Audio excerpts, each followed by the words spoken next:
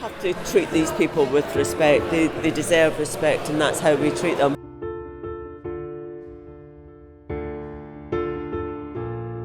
It's a misnomer that people think it's drunks and drug addicts who are up on the street. They find alcohol and drugs because they're on the street, and it makes them forget, what they're trying to forget.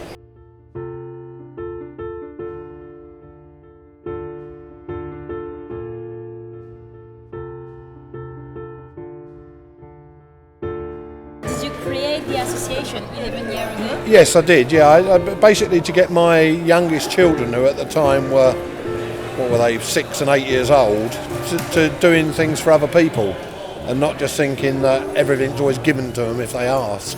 And in fact, it was just before Christmas I decided to do that, and I told them they weren't going to have any Christmas presents. We were going to buy sleeping bags for homeless people. So, they got a bit of a rude awakening. So it's a night where we distribute food and toiletries, clothing, sleeping bags and what have you to the homeless or vulnerable. But as much as everyone likes it and likes their hot meal and sandwich or whatever, it's a kind of a community thing, because a lot of these people live in isolation and they don't get to speak to other people.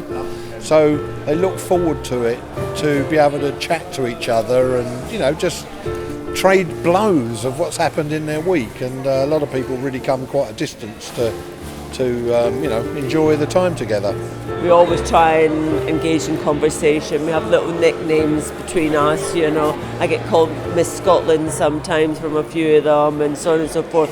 So you get to know them, which is lovely, which is really lovely. Sometimes it's a bit sad, sometimes their backstories are a little sad, but it's really nice, and sometimes it's the only time they get to talk to people that are not on the street, There's always a way to help people, even if it's just talking to them when they're sitting on the streets and acknowledging them as persons.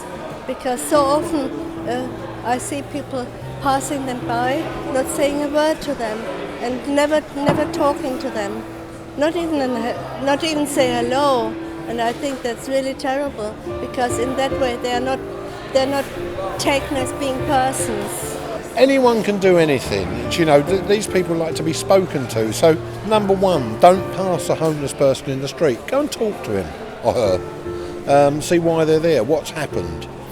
One word of caution: if they're sitting in the street with a dog begging during the day, they're probably not homeless.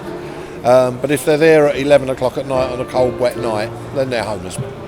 It's a sad situation, but there are a lot of homeless people, a lot of marriage breakdowns, a lot of mental illness has caused people to be there. The practical stuff costs nothing, it's very little time. Quite a lot of people just come here for the couple of hours that we're actually in the church for. David obviously works a lot harder and prepares the food and so on and so forth, so that's a bigger commitment.